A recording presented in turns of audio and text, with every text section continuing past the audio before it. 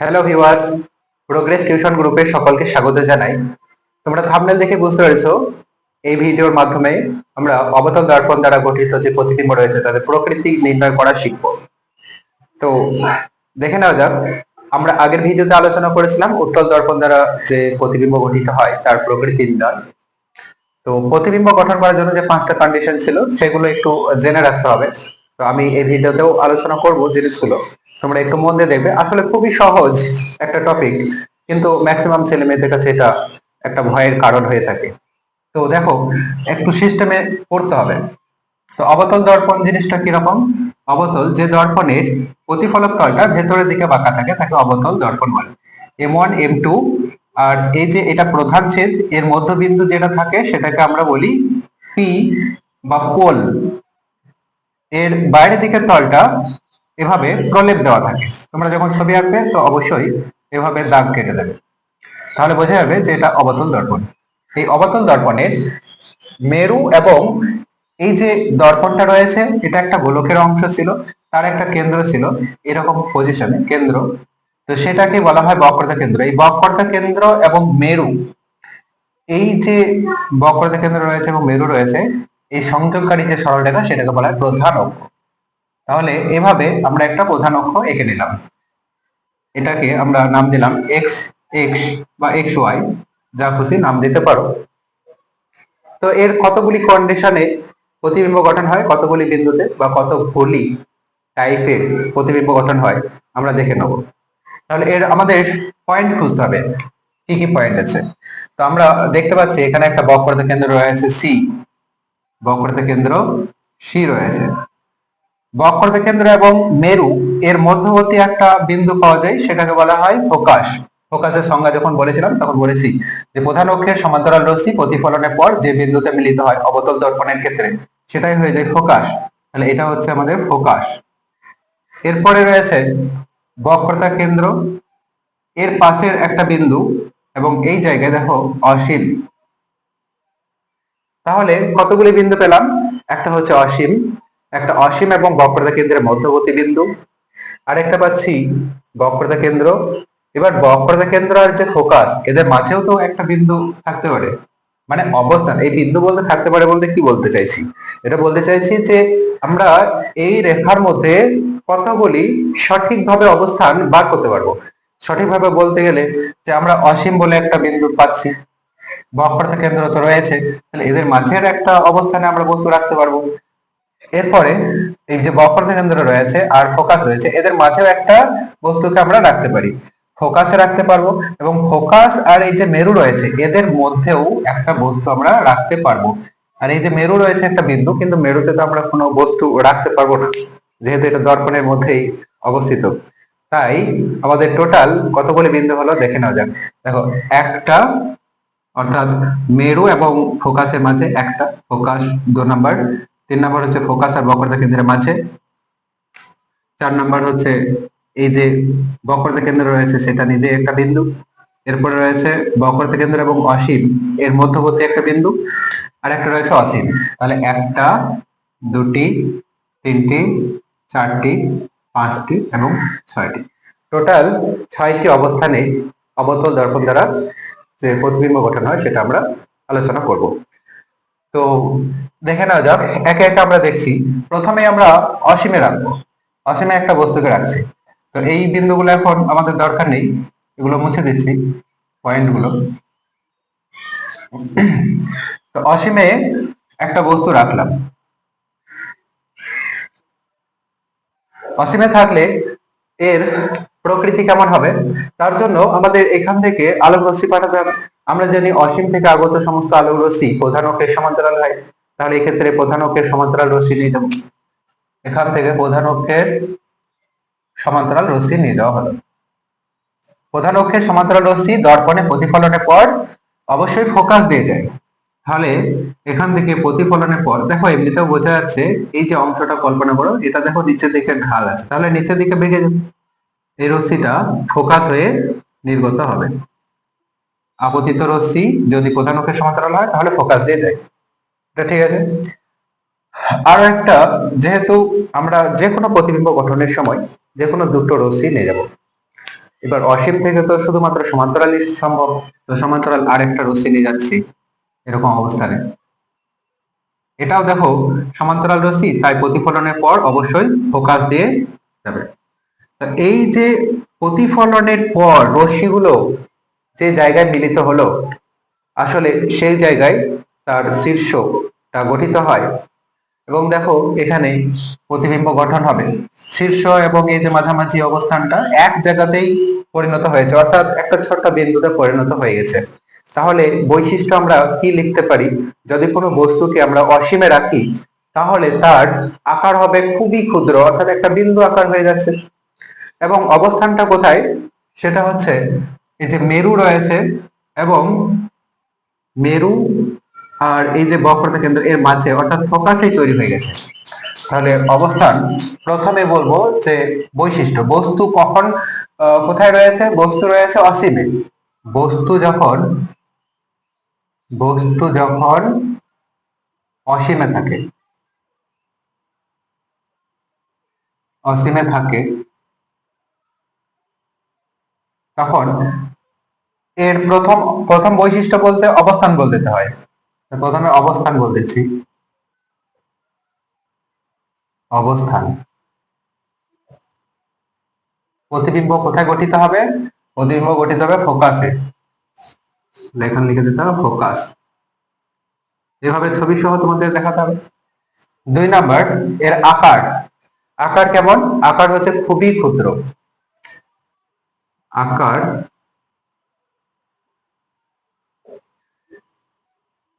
খুবই ক্ষুদ্র। বুঝতে পারছো সবাই? আকার দেখো খুবই ক্ষুদ্র হয়েছে, বিন্দুতে পরিণত হয়েছে। 3 নাম্বার, এর আরেকটা বৈশিষ্ট্য বলতে হয় যেটা সৎ না অসৎ। তো এটা দেখো, যেহেতু দর্পণের সামনে তৈরি হয়েছে, দর্পণের পেছনে যদি তৈরি হতো তাহলে সেটাকে পর্দায় ফেলা যেত না, তাহলে সেটা তখন অসৎ প্রতিবিম্ব হতো, যেটা পর্দায় ফেলা যায় না। তোমরা ক্লাস 8-এ বা 7-8-এ এটা জেনেছো যে যে দর্পণ দ্বারা প্রতিফলনের পর যদি প্রতিবিম্বটা কোনো পর্দায় ফেলা যায় তাহলে সেটাকে বলা হয় সৎ প্রতিবিম্ব, আর যদি পর্দায় ফেলা না যায় তাহলে সেটাকে বলা হয় অসৎ প্রতিবিম্ব। তাহলে এই ক্ষেত্রে দেখো পর্দায় ফেলা যাবে, অর্থাৎ সামনের দিকে তৈরি হয়েছে, এটা হচ্ছে সৎ। তাহলে প্রকৃতি সৎ হচ্ছে, আর একটা জিনিস মনে রাখবে, সৎ হলেই অবশিষ্ট হয়। এই এক্সটা আমি এই জায়গায় দিচ্ছি, অবশিষ্ট। বেশ, তাহলে বৈশিষ্ট্য বোঝা গেল। তাহলে 1 নাম্বার কন্ডিশনে যে অসীমে থাকলে কি হবে? অসীমে থাকলে ফোকাসে হবে, আকারে খুবই ক্ষুদ্র হবে এবং সৎ এবং অবশিষ্ট। এরপরে পয়েন্ট, এটা 1 নাম্বার পয়েন্ট। 2 নাম্বার, বস্তু যখন আমরা এই যে ফোকাস রেখেছি, এবার 2 নাম্বার পয়েন্ট কোথায় ছিল? ফোকাস এবং বক্রতা কেন্দ্রের মাঝামাঝি একটা জায়গা। তাহলে এটা আঁকছি, M1 M2 প্রধান ছেদ, এর মধ্যবিন্দু হচ্ছে পোল বা মেরু, এটা হচ্ছে প্রধান অক্ষ। প্রধান অক্ষের এরকম জায়গায় ছিল অসীম, এই জায়গায় ছিল বক্রতা কেন্দ্র সি, এরকম জায়গায় বক্রতা কেন্দ্র এবং মেরুর মাঝামাঝি একটা স্থান হচ্ছে ফোকাস। তাহলে আমরা অসীমে না রেখে এবার কোথায় রাখবো? অসীম এবং বক্রতা কেন্দ্রের মাঝামাঝি একটা জায়গায়, এরকম জায়গায় ধরে একটা বস্তুকে আমি রাখলাম। তাহলে এখান থেকে কত ধরনের রশ্মি নিয়ে যেতে পারবো? 2 ধরনের রশ্মি নিতে পারবো। অসীম থেকে আগত সমস্ত রশ্মিগুলো ছিল সমান্তরাল, সেক্ষেত্রে আমরা তির্যক নিয়ে যেতে পারছিলাম না, অর্থাৎ এই যে বক্রতা কেন্দ্র, ফোকাস বা মেরু দিয়ে কোনো আলোক রশ্মি পাঠাতে পারছিলাম না।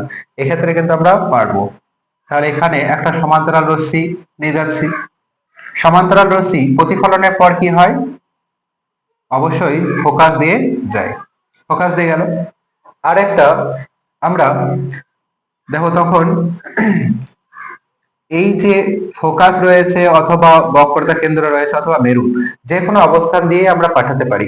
তাহলে প্রথমেই আমি পাঠাচ্ছি এই যে বক্রতা কেন্দ্র না নিয়ে একদম মেরুতে ফেললাম।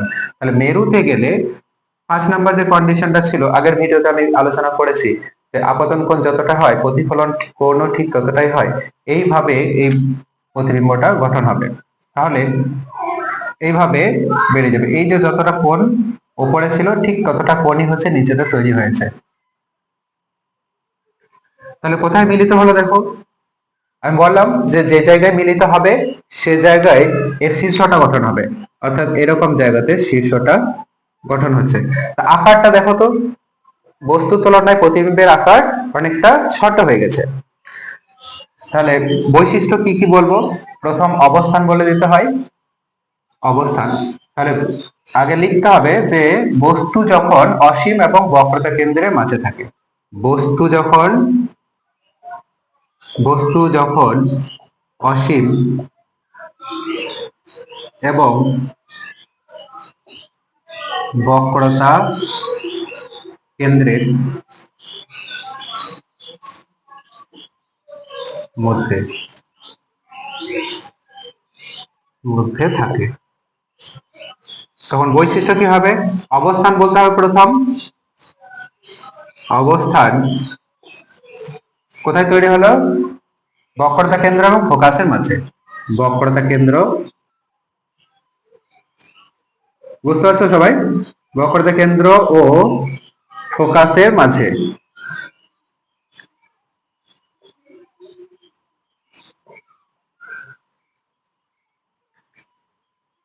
2 নম্বর বৈশিষ্ট্য, দেখো আকার বলেছিলাম, 2 নম্বর বৈশিষ্ট্যতে আকার। আকারটা কি হচ্ছে, বস্তুর আকারের তুলনায় প্রতিবিম্বের আকার ছোট হয়ে যাচ্ছে, আকারে ছোট।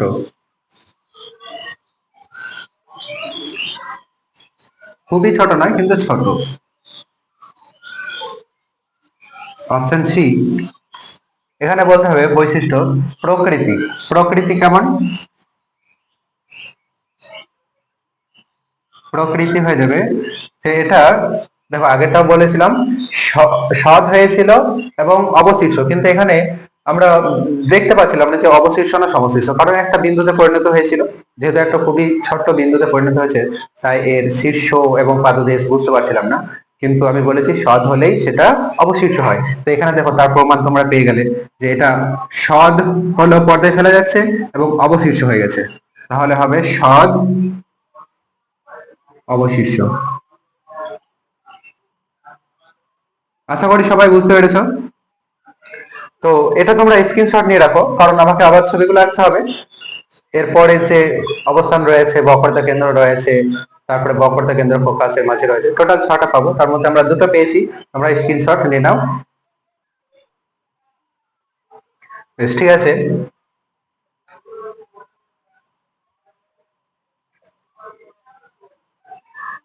এর পরের কন্ডিশন কি, পরের কন্ডিশন হলো বক্রতা কেন্দ্রে রাখবো আমরা বস্তু।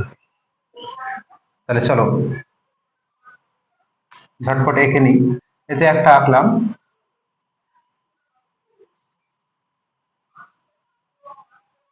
m1 m2, এটা হচ্ছে p। এতবার আঁকবে যে দেখবে তোমাদের অটোমেটিক এগুলো মনে থেকে যাবে। এটা xx, এটা হচ্ছে অসীম, এরকম জায়গায় বক্রতা কেন্দ্র c, বক্রতা কেন্দ্র এরকম জায়গায় আছে ফোকাস। এবার আমরা রাখবো বস্তুকে কোথায়, বক্রতা কেন্দ্রে। তো বক্রতা কেন্দ্রে যদি রাখি তাহলে সেখান থেকে সমান্তরাল এবং তির্যক দুভাবেই রশ্মি নিয়ে যেতে পারবো, কারণ অসীমে থাকলে কেবলমাত্র সমান্তরাল ছাড়া তির্যক নিয়ে যেতে পারবো না, এটা শুধু মাথায় রাখবে। তাহলে এখান থেকে আমরা একটা সমান্তরাল রশ্মি দর্পণে পেলাম, আর সমান্তরাল হলে অবশ্যই সেটা ফোকাস দিয়ে যাবে, তাহলে ফোকাস দিয়ে গেল। আর উত্তল হলে মনে হতো যে ফোকাস থেকে নির্গত হচ্ছে, ঠিক আছে। বেশ, এরপরে আমরা দেখো আগেরটাতে আমরা এই জায়গায় অর্থাৎ পোল বা মেরু দিয়ে নিয়ে গিয়েছিলাম, এখন আমরা ফোকাস দিয়ে নিয়ে যেতে পারি, মেরু দিয়ে নিয়ে যেতে পারি, তাহলে সেই অ্যাঙ্গেল অনুযায়ী চেঞ্জ হবে। তো এখানে আমরা ফোকাস দিয়ে নিয়ে যাচ্ছি দ্বিতীয় পয়েন্টটা বলার জন্য, যে ফোকাস দিয়ে গেলে অবশ্যই সেটা সমান্তরাল হবে, ফোকাস দিয়ে গেলে কি হয়, সমান্তরাল হয়। তো এখানে সমান্তরাল, দেখো এরকম জায়গায় বস্তুর প্রতিবিম্ব গঠন হবে। এরকম জায়গা বলতে এটা আসলে একটু তোমাদের মনে হতে পারে যে একটু ডান দিকে বেঁকে গেছে, কিন্তু এই জায়গায় এক্সাক্ট এই যে সি রয়েছে এই জায়গাতেই তৈরি হবে। এটা আসলে আর একটু এদিকে আসতো, বেঁকে গিয়েছে লাইনটা, বুঝতে পারছো। একটু এদিকে আসতো, স্কেল নিয়ে করলে ঠিক হবে। অর্থাৎ এই লাইনটা এইভাবে যেত, আর এই যে লাইনটা রয়েছে তা প্রধান প্রধান অক্ষের সমান্তরাল হবে, এইভাবে যেত। তাহলে বস্তুর যে প্রতিবিম্ব গঠন হবে এরকম জায়গায়। আশা করি বুঝতে পারছো। স্কেল নিয়ে করতে হবে এগুলো অবশ্যই। তাহলে যখন আমরা বস্তুকে বক্রতা কেন্দ্রে রাখলাম, তখন দেখা যাচ্ছে যে প্রতিবিম্ব কোথায় গঠিত হচ্ছে, বক্রতা কেন্দ্রেই গঠিত হচ্ছে। এবং আকারটা দেখো, এই যে বস্তুর আকার এবং প্রতিবিম্বের আকার সমান। দেখে একটু কম বেশি লাগতে পারে, কিন্তু তোমরা স্কেল নিয়ে করবে ঠিক আসবে। তাহলে 3 নাম্বার কন্ডিশনে কি বললাম, বস্তু যখন বক্রতা কেন্দ্রে থাকে, বক্রতা কেন্দ্রে,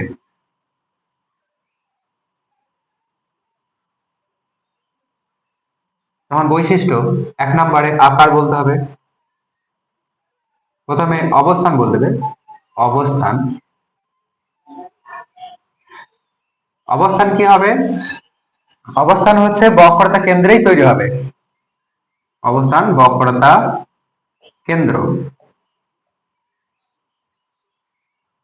দ্বিতীয় হচ্ছে আকার। আকার দেখো বস্তুর আকারের সমান, সমান হবে। 3 নম্বর বৈশিষ্ট্য, এটাও পর্দায় ফেলা যাবে, যেহেতু পর্দায় ফেলা যাচ্ছে তাই সৎ, আর সৎ হলেই অবশিষ্ট। তাহলে এটা হচ্ছে প্রকৃতি সৎ অবশিষ্ট।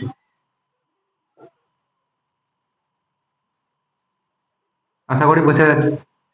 এরপরের যে পয়েন্ট, পরের পয়েন্ট হচ্ছে 4 নাম্বার।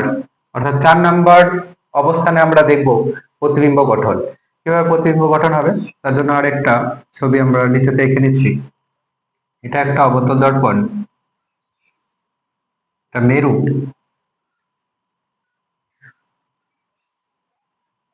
এই যে মেরু আর বক্রতা কেন্দ্রগামী সরল রেখা, এটা হচ্ছে সি। তাহলে এটাকে বলা হয় প্রধান অক্ষ। মাঝামাঝি একটা অবস্থান, এটা হচ্ছে ফোকাস। তাহলে আমরা এখন বস্তু কোথায় রাখবো, দেখো বক্রতা কেন্দ্রে রেখে নিয়েছি, আমাদের 3 নাম্বার কন্ডিশন হয়ে গেছে। 4 নাম্বার কন্ডিশন হচ্ছে বক্রতা কেন্দ্র এবং ফোকাসের মাঝামাঝি কোন একটা জায়গায় রাখছি। এখন প্রতিবিম্ব কোথায় গঠিত হবে, তাহলে এটা আমরা দেখি। এখান থেকে দুই ধরনের আরো সিরিজ যেতে হবে, একটা হচ্ছে সমান্তরাল আর একটা হচ্ছে তির্যক। তো সমান্তরাল নিয়ে গেলাম, সমান্তরাল নিয়ে গেলে সেটা ফোকাস দিয়ে যায়, এই কন্ডিশনটা বারবার একই। এবং এক্ষেত্রে আমরা দেখো বক্রতা কেন্দ্র দিয়ে নিয়ে যেতে পারি, ফোকাস দিয়ে নিয়ে যেতে পারি, অথবা মেরু দিয়ে নিয়ে যেতে পারি। বক্রতা কেন্দ্র দিয়ে নিয়ে গেলে এরকম জায়গায় গঠিত হবে। তো অনেক বই অনেক রকম আছে, তোমরা যে কোনো ভাবেই করবে একই আসবে। তো ফোকাস দিয়ে নিয়ে যাচ্ছি, ফোকাস দিয়ে নিয়ে গেলে কি হয় বললাম, প্রধান অক্ষের সমান্তরাল হবে, প্রধান অক্ষের সমান্তরাল এরকম জায়গায়। এটা দেখবে একটু দূরের দিকে তৈরি হচ্ছে, অর্থাৎ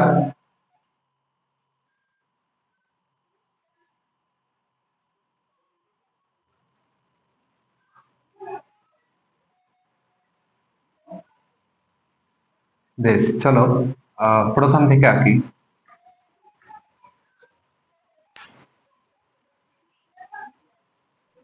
বেশ, এরপরের 4 নাম্বার যে বৈশিষ্ট্য, অর্থাৎ আমরা দেখে নেব যে 4 নাম্বার কন্ডিশন কি ছিল, বক্রতা কেন্দ্র এবং ফোকাসের মাঝামাঝি একটা জায়গা। তো একটা গলি দর্পণ এঁকে নিলাম, অবতল দর্পণ। এর মধ্যবিন্দু হচ্ছে পোল বা মেরু, আর মেরু বিন্দুগামী যে সরল রেখা বক্রতা কেন্দ্র দিয়ে যেটা যায় সেটা হচ্ছে প্রধান অক্ষ এক্স এক্স। আমরা বক্রতা কেন্দ্রে রেখেছিলাম, আর এই মাঝামাঝি একটা জায়গা রয়েছে সেটা হচ্ছে ফোকাস। এখন আমরা রাখবো বক্রতা কেন্দ্র এবং এই যে ফোকাস রয়েছে এর মাঝামাঝি একটা জায়গায়। তাহলে এখান থেকে আমরা দুটো কন্ডিশনে আলোক রশ্মি নিয়ে যেতে পারবো, আগেই বলেছি। এখান থেকে সমান্তরাল নিয়ে যাবো একটা, আর একটা তির্যক। সমান্তরাল হলে অবশ্যই ফোকাস দিয়ে যাবে, আর যদি আমরা ফোকাস দিয়ে নিয়ে যাই তাহলে সমান্তরালে নির্গত হবে, অথবা যদি মেরু দিয়ে নিয়ে যাই তাহলে প্রতিফলন কোণ, আপতন কোণ আর প্রতিফলন কোণ সমান, এইভাবে দেবে। তাহলে মেরু দিয়ে নিয়ে যাচ্ছি, দেখো আপতন কোণ আর প্রতিফলন কোণ সমান, এটা একটু কম বেশি হয়ে গেল, 1 মিনিট। তাহলে এটা ছিল ফোকাস, এগুলো স্কেল নিয়ে করতে হবে। এই যে এরকম জায়গায় গঠন হচ্ছে, এই কোণটা যতটা, এই কোণটাও ঠিক ততটাই হবে। তাহলে দেখো এই যে বক্রতা কেন্দ্রের থেকেও একটু দূরে তৈরি হচ্ছে, এরকম জায়গায় তৈরি হবে। বস্তুর শীর্ষটা এখানে গঠিত হবে, পাদদেশ তো প্রধান অক্ষেই থাকে বললাম। তাহলে বস্তুর আকার যা ছিল তার তুলনায় দেখো প্রতিবিম্বের আকার কি হয়েছে, অনেক বড় হয়ে গেছে। তাহলে বৈশিষ্ট্য, এবার আমাদের জানতে হবে যে বৈশিষ্ট্যগুলো কি কি পেলাম। বৈশিষ্ট্য, যখন আমরা বস্তুকে বক্রতা কেন্দ্র এবং ফোকাসের মাঝে রাখছি,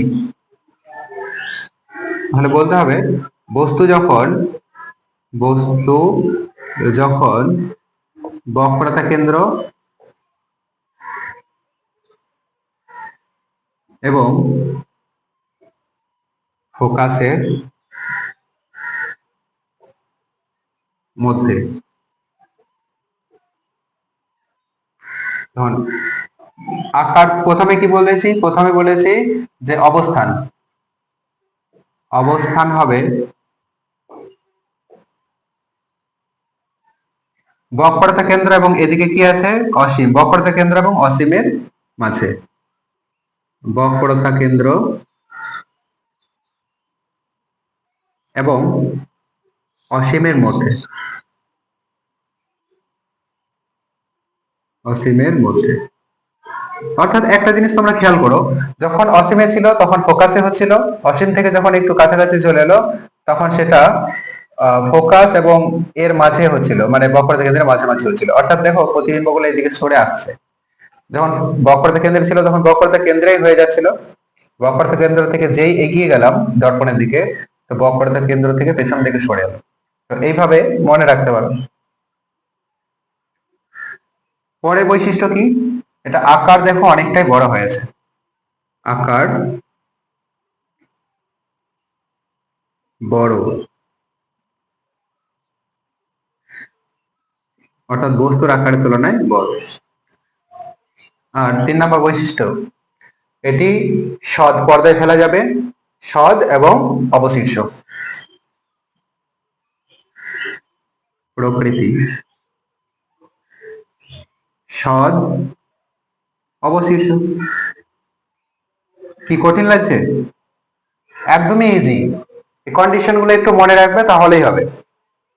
যেমন প্রধান অক্ষে সমান্তরাল রশ্মি ফোকাস দিয়ে যায় দর্পণে প্রতিফলনের পর, তারপরে হচ্ছে অসীম থেকে আগত সমস্ত আলোক রশ্মি সমান্তরাল হয়। এই পয়েন্ট গুলোকে মনে রাখতে হবে, এই যে 5টা পয়েন্ট আমি আলোচনা করে দিয়েছিলাম সেগুলো। বেশ, ঠিক আছে, তোমরা এটা স্ক্রিনশট নিয়ে নাও। আর পরের 2টি ছবি আছে।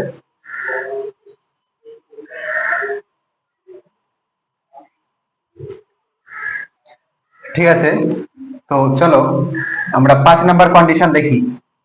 5 নম্বরে আমরা টোটাল 6টি পাবো, তার মধ্যে 5 নম্বর কন্ডিশন বলেছে বস্তুকে কোথায় রাখবো,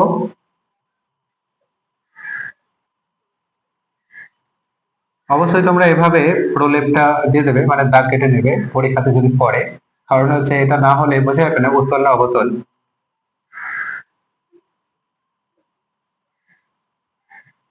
এই জায়গায় রয়েছে সি, এই জায়গায় এফ, আর অসীম ছিল। এখন আমরা আগেরটাতে দেখলাম যে বক্রতা কেন্দ্র এবং বক্রতা কেন্দ্র এবং ফোকাস এর মাঝামাঝি একটা জায়গায় প্রতিবিম্ব গঠনটা আমরা দেখেছি।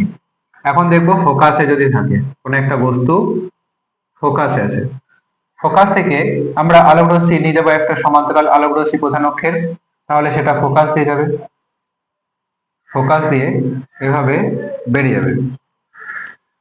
আরেকটা আমরা নিয়ে যাব এই যে মেরু রয়েছে পোল, সেখান দিয়ে,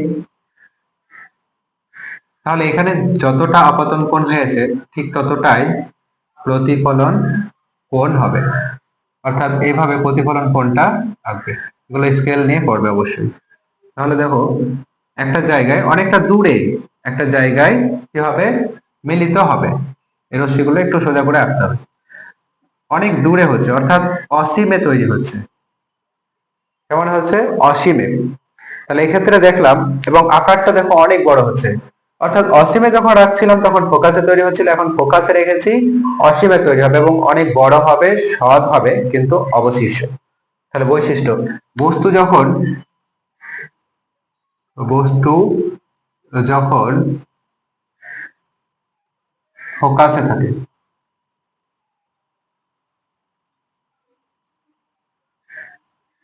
এক নম্বর বৈশিষ্ট্য হবে যে সেটা আহ, অসীমে তৈরি হবে, অবস্থান বলতে হয়, অবস্থান। তো ছবিটা একটু খারাপ লাগছে, কিন্তু এটা সোজা করে আঁকলে ঠিক হয়ে যাবে। অবস্থান অসীম, অসীমে হবে। দ্বিতীয় আকার, আকার কেমন হবে? আকার অনেক বড়, অনেক বড়।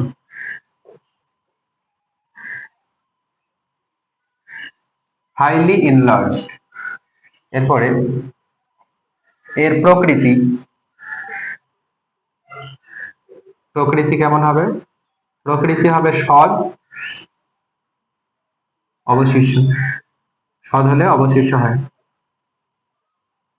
আর দেখতে পাচ্ছ যে এটা অবশিষ্ট হয়েছে। বেশ, এই যে পরের পয়েন্ট 6 নাম্বার, আর একটাই কন্ডিশন আছে, তাহলে একটা ভিডিওর মাধ্যমে তোমরা বুঝে যেতে পারবে যে 6টা অবস্থানে কি কি ভাবে প্রতিবিম্ব গঠন হয়। তো এখানে আমরা এঁকে নিচ্ছি।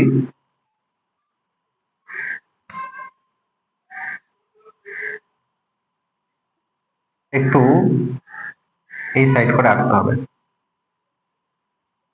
তোমরা বুঝতে পারবে কারণটা এরপরে।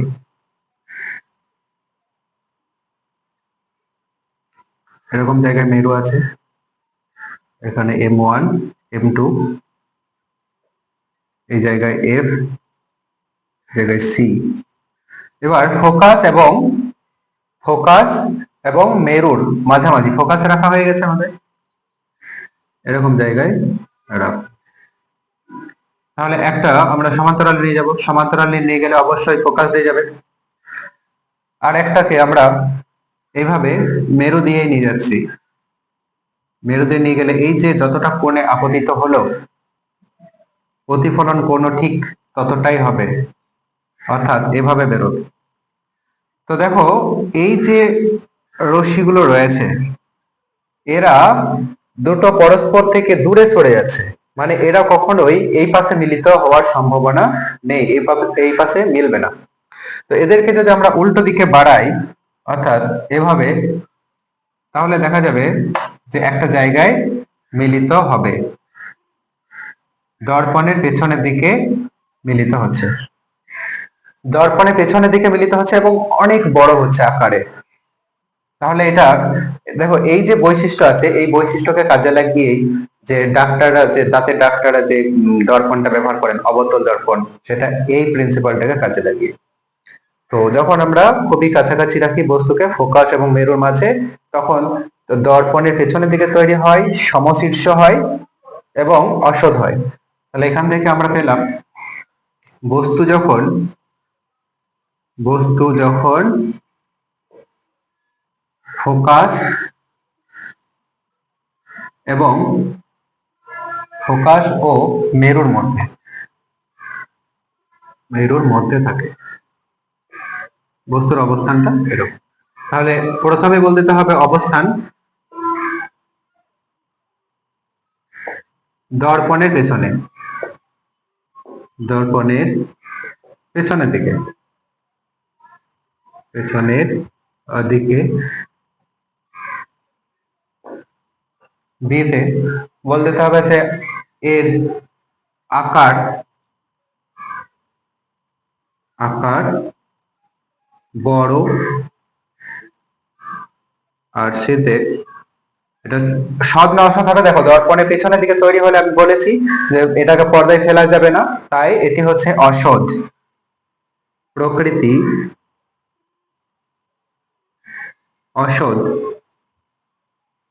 আর অসৎ হলেই বলেছি সমশীর্ষ হবে, সমশীর্ষ। তাহলে পুরো কমপ্লিট 6টা কন্ডিশন। তো আজকে এই ভিডিওটা এতটা পর্যন্ত ছিল। তো ভিডিও ভালো লাগলে অবশ্যই লাইক শেয়ার কমেন্ট করবে এবং জানাবে কোন জিনিসগুলো তোমাদের দিলে সুবিধা হবে, কোন টপিক নিয়ে আলোচনা করলে সুবিধা হবে। তো আশা করি এটা বুঝতে পেরেছো, এটা তোমরা স্ক্রিনশট নিয়ে নাও।